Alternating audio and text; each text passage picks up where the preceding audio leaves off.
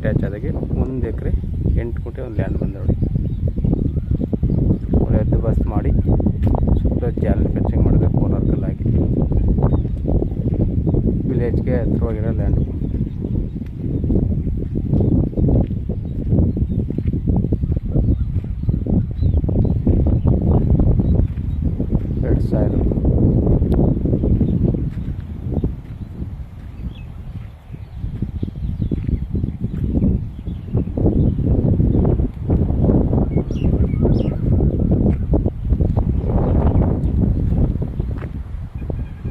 ಡಾಂಬರ್ ರೋಡಿಂದ ಒಂದು 100 metre metalling road. ಆ ರೋಡ್ನಿಂದ 2ನೇ ಜಮೀನಿದು.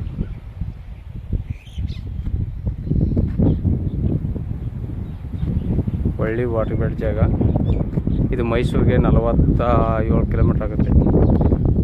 ಮೈಸೂರು ಗುಂಡ್ಲುಪೇಟೆ ಊಟಿ ರೋಡ್ಗೆ 2.5 3 ಕಿಲೋಮೀಟ್ರ್ ಆಗುತ್ತೆ. ಇದೇ ಥರದ ಮಣ್ಣು, ಕೆಂಪು ಮಣ್ಣು, ಕುಂಕುಮ ಕಣಗದ ಮಣ್ಣು ನೋಡಿ. ವಿಲೇಜ್ಗೆ ಹತ್ರವಾಗಿರೋ ಲ್ಯಾಂಡು, ಜನರ ಪ್ರಾಪರ್ಟಿ. ಇದು ಪರ್ಚೇಸ್ ಮಾಡಿರೋ ಪ್ರಾಪರ್ಟಿ. ರೆಕಾರ್ಡೆಲ್ಲ ಲೀಗಲ್ ಆಗಿದೆ. ಗುಂಡ್ಲುಪೇಟೆ ರಿಜಿಸ್ಟ್ರೇಷನ್ ಬರುತ್ತೆ.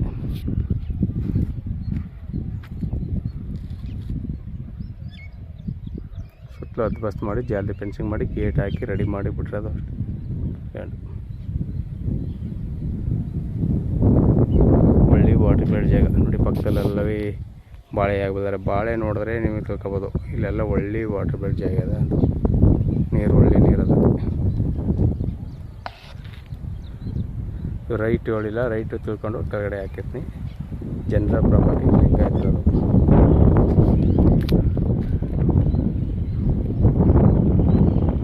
ಮೈಸೂರು ಗುಂಡ್ಲುಪೇಟೆ ಊಟಿ NH ರೋಡ್ಗೆ 2.5 3 ಕಿಲೋಮೀಟ್ರ್ ಆಗುತ್ತೆ. ಮೈಸೂರಿಗೆ 47 ಕಿಲೋಮೀಟ್ರ್ ಆಗುತ್ತೆ. ವಿಲೇಜ್ಗೆ ಹತ್ತಿರವಾಗಿರೋ ಲ್ಯಾಂಡು. ವಿಲೇಜಿಂದ 2ನೇ ಲ್ಯಾಂಡು ನೋಡಿ ಸರ್. ಬೇಕು ಅಂತ ಕೆಳಗಡೆ ನಂಬರ್ ಕೊಡ್ತೀನಿ, ಕಾಲ್ ಮಾಡಿ. ಧನ್ಯವಾದಗಳು. 1 ಎಕರೆ 8 ಗುಂಟೆ.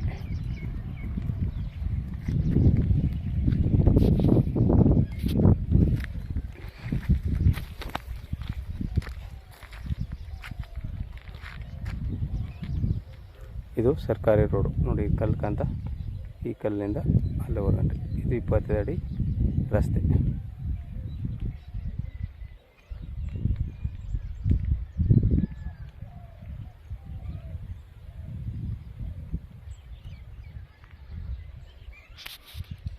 ನೋಡಿದ್ರೆ ಒಮ್ಮಾಸಿ ಹೊಡ್ಕೊತ ಅದು ಮೆಟ್ಲಿಂಗ್ ರೋಡು. ಆ ರೋಡ್ನಿಂದ ಒಂದು 20 ಮೀಟ್ರು ಮಣ್ಣು ರೋಡು.